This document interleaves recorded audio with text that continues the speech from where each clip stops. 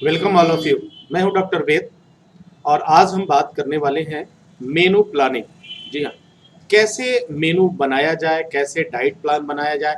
क्योंकि आप जब वर्क कर रहे होंगे, जितने भी हेल्थ से रिलेटेड, हेल्थ क्योर से रिलेटेड जो लोग हैं, जो डाइट के बारे में काम करते हैं, उनके सामने एक तरह की बात खड़ी होती है। क्योंकि क्या सबके लिए डाइट प्लान कैसे करें। कोई डायबिटिक पेशेंट है, कोई हार्ट का पेशेंट है, किसी को जो है किडनी की समस्या है, किसी को ओबेसिटी की समस्या है, किसी को इनफर्टिलिटी की समस्या है, किसी को कोलेस्ट्रॉल की समस्या है, किसी को स्किन कैंसर की समस्या है, किसी को ब्लड कैंसर की समस्या है। तो तमाम तरह की बीमारियों को देखते हुए डाइट प्लान करना जो कहलाता है, वो मेनू प्लानिंग जो है, उसको किस तरीके से किया जाए। तो आज मैं ये तरीके बताऊंगा, कुछ इस तरीके का तरीका बताऊंगा जिससे बहुत ही आसानी से आप अपना डाइट तैयार कर सकते हैं, डाइट प्लान तैयार कर सकते हैं, मेनू तैयार कर सकते हैं और बहुत हद तक अपने आप को समझ सकते हैं। ये वीडियो आपको काफ़ी मदद करेगा। तो आज जो मैं बात कर रहा हूँ कैसे प्लान करें, तो इसको हमने जो है 3 स्टेप में डिवाइड किया हुआ है।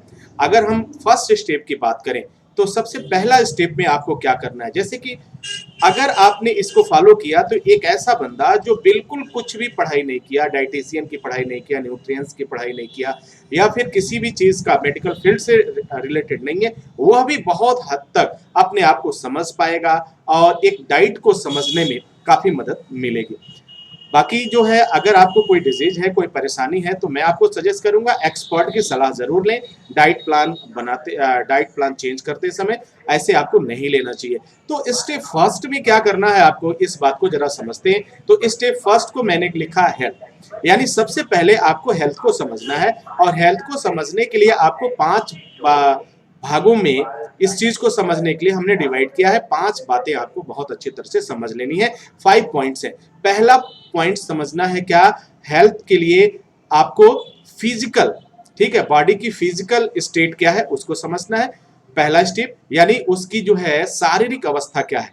दूसरा क्या है, मेंटल स्टेट, इट मीन्स उसकी मानसिक स्थिति क्या है, उस व्यक्ति की मानसिक स्थिति क्या है। कहीं ऐसा तो नहीं कि उसे किसी तरह की बीमारी हो, कहीं ऐसा तो नहीं उसे दौरे पड़ते हो, या ऐसे तो नॉर्मल दिख रहा है लेकिन कहीं ना कहीं इसे कुछ इस तरह की ऐसे दिक्कतें हो रही हैं, ऐसी एक्टिविटीज हो रही हैं जो हेल्थ पे इफेक्ट डाल सकती हैं। इसके बाद हम बात करते हैं सोशल वेलबींग। सोशल वेलबींग, अब ये सवाल उठता है कि सोशल वेलबींग का मतलब क्या हुआ और क्यों सामाजिक कल्याण की हम यहाँ बात कर रहे हैं।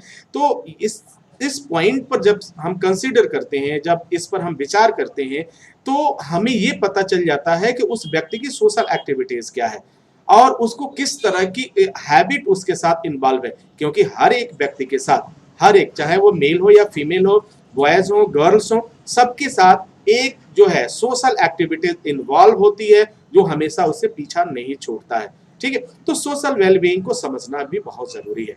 एब्सेंस ऑफ डिजीज, बीमारी की अनुपस्थिति है या नहीं, ये भी जानना आपके लिए बहुत जरूरी है। तो इसके लिए आप बातचीत कर सकते हैं। बातचीत के दौरान आपको पता चल जाएगा कि कोई बीमारी इनको रही है या नहीं रही है। अगर रही है तो कितने दिन तक इलाज चला है और क्या क्या दवाइयां उस समय दी जाती थी आपको, क्या उस दवा से कोई साइड इफेक्ट तो नहीं हुआ, कोई प्रॉब्लम्स तो नहीं हुए थे, क्या क्या उसमें। अब जब डिजीज का नाम आएगा तो आप बिल्कुल बहुत इजी वे में आप समझ जाओगे कि इनके लिए कौन सा डाइट अवॉइड करना है और कौन सा डाइट जो है इनके लिए सुटेबल होगा।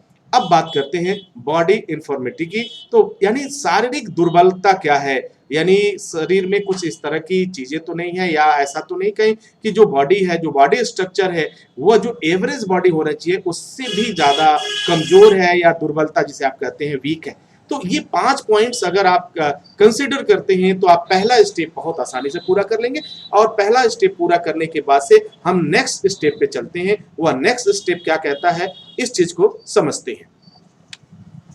तो नेक्स्ट स्टेप हमारा जो है ये कहता है न्यूट्रिएंट, यानी जो हमारा हर चीज आहार है, फिर पोषक है, पोषक तत्व क्या क्या है, इसके लिए हमें जो है इस न्यूट्रिएंट को समझने के लिए हमें 6 बातों पे कंसिडर करना होगा। पहला क्या, न्यूट्रिएंट रिक्वायरमेंट क्या है, यानी किस तरह के न्यूट्रिएंट की रिक्वायरमेंट है। ठीक है, according to disease, according to without disease, ये सारी according to obesity, weight loss करना है तो किस तरह के न्यूट्रिएंट की जरूरत होगी, किस तरह की डाइट की जरूरत होगी, ये भी आपको कंसीडर करना है। और दूसरा, डाइटरी स्टैंडर्ड्स जो है उसके अकॉर्डिंग क्या होना चाहिए, ये भी आपको कंसीडर करना है। इसके बाद हमें डीआरआई पे, आरडीए पे, यूएल पे और ईएआर पे भी कंसीडर करना है। अब डीआरआई क्या होता है, इसे हम कहते हैं डाइटरी रेफरेंस इंटेक, ठीक है। तो इंटेक यानी डाइटरी रेफरेंस इंटेक के बारे में जब आप कंसीडर करेंगे तो इससे रिलेटेड आपको सारी चीजों की जानकारी हो जाएगी। अब बात करेंगे रिकमेंडेड अलाउंस, जिसे हम आरडीए कहते हैं, इसके बारे में भी आपको कंसीडर कर लेना है। स्टेप 2 यानी न्यूट्रिएंट को आप डिसाइड करते समय या डिफाइन करते समय डीआरआई और RDA, that is the most important things. इसके बाद से है पांचवा जो पॉइंट हमारा है वो है टॉलरेबल अपर इंटेक लेवल क्या है, जिसे यूएल बोलते हैं। तो ये upper level intake upper level क्या है, ये बॉडी के लिए भी काफी मायने रखता है, काफी इंपॉर्टेंट है, इसको भी आपको कंसीडर कर लेना चाहिए। इसके बाद जो लास्ट पॉइंट है वह है एस्टिमेटेड एवरेज रिक्वायरमेंट, यानी पर डे जो औसत रिक्वायरमेंट है, जो जरूरत है वो कितना है, कितना होना चाहिए, और उस डिजीज के अकॉर्डिंग, उस रोग के अकॉर्डिंग, उस बीमारी के अकॉर्डिंग के अनुसार हमें इसको कितना एस्टिमेट करना चाहिए। अगर ये 6 बातें, ये 6 पॉइंट्स हैं आपके साथ, क्या क्या है, न्यूट्रिएंट रिक्वायरमेंट है, डाइटरी स्टैंडर्ड्स है, और उसके बाद डीआरआई है, आरडीए है, यूएल है और ईएआर है। अगर इस चीज को आप कंसीडर करते हैं तो सेकेंड स्टेप आप फुलफिल कंप्लीट कर लेते हैं। और फुलफिल कंप्लीट करने का मतलब क्या है, आप दूसरा लेवल क्रॉस करके, इट मींस लगभग आपने 50% मेनू प्लानिंग कर लिया है, डाइट प्लान पर आगे बढ़ चुके हैं। अब जो नेक्स्ट पॉइंट हमारा आता है, नेक्स्ट स्टेप आता है, उसके बारे में जरा एक बार विचार कर लेते हैं और सोच लेते हैं, क्योंकि वह भी बहुत ही महत्वपूर्ण है। क्या है हमारा अगला पॉइंट, जरा समझते हैं। अगला पॉइंट हमारा जो है बैलेंस डाइट।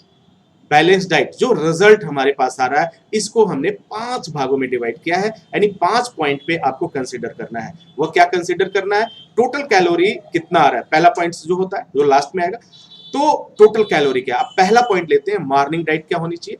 मॉर्निंग डाइट किसके अनुसार, बीमारी के अनुसार, ओबेसिटी के अनुसार, मोटापा है तो उसके हिसाब से मॉर्निंग डाइट आपकी क्या होनी चाहिए, शुगर है तो आपकी मॉर्निंग डाइट क्या होनी चाहिए, आपको कैंसर है तो आपकी मॉर्निंग डाइट क्या होना चाहिए, आपको कोलेस्ट्रॉल की प्रॉब्लम है, आपको क्रिएटिनिन की प्रॉब्लम है, आपको यूरिक एसिड की प्रॉब्लम है, आपको आर्थराइटिस है, तो इस तरह की अगर प्रॉब्लम्स है आपके पास तो आपकी मॉर्निंग डाइट क्या होनी चाहिए। ठीक यही चीज same as it is follow होगा ब्रेकफास्ट के लिए, कि ब्रेकफास्ट में आपका क्या होना चाहिए, किस तरह का डाइट होना चाहिए। फिर अगेन बढ़ते हैं, लंच का डाइट आपका कैसा होना चाहिए with count of the calorie को काउंट करते हुए। इसके बाद इवनिंग डाइट क्या होना चाहिए, एंड फाइनली जो है वह है डिनर डाइट आपका क्या होना चाहिए। इसके बाद हम कैलकुलेट करते हैं टोटल कैलोरी आपने कितना इनटेक किया, यानी दिया जाएगा क्या उतने कैलोरी की नीड है या नहीं है। इसके साथ साथ जब आप morning diet, breakfast, lunch diet, evening diet, dinner, इसकी जब बात कर रहे हो, जब इस पे कंसीडर कर रहे हो,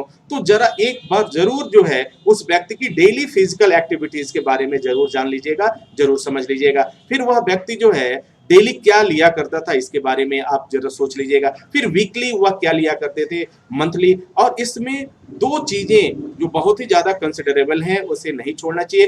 क्या वह अल्कोहल लेते थे या नहीं लेते थे, या फिर विदाउट अल्कोहल है, वेज है, नॉन वेज है। इन तमाम चीजों को कंसिडर करने के बाद से जब आप ये बैलेंस डाइट तैयार करेंगे तो ये जो परफेक्ट डाइट तैयार होगा।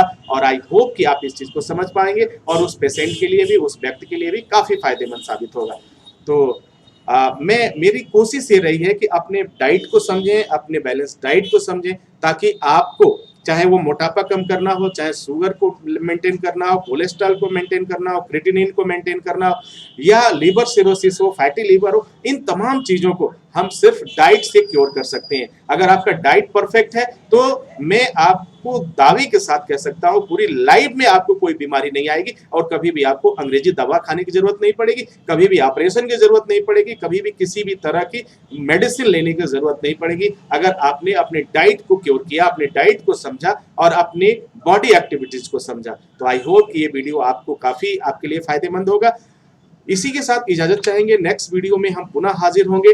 तब तक के लिए अगर आप अपने बारे में काफी अगर हैं, जागरूक हैं, अगर आप मुझसे मिलना चाहते हैं या किसी डिजीज के बारे में परामर्श करना चाहते हैं, डाइट प्लान करना चाहते हैं, या किसी तरह का परामर्श लेना चाहते हैं, तो आप मुझसे मिल सकते हैं। आप दिए गए नंबर्स पे कॉल करके अपना अपॉइंटमेंट बुक कर सकते हैं और फिर इसी शुभकामना के साथ आप हमेशा स्वस्थ रहें, आपको कोई बीमारी ना हो, आप हमेशा मुस्कुराते रहें, आपकी आयु लंबी हो। मैं आपसे इजाजत चाहता हूँ। नेक्स्ट वीडियो में मैं पुनः हाजिर होऊंगा आपके हेल्थ टिप्स को लेकर, आपके डाइट प्लान को लेकर। तब तक के लिए wish you all the best. Thank you for watching, thank you for learning.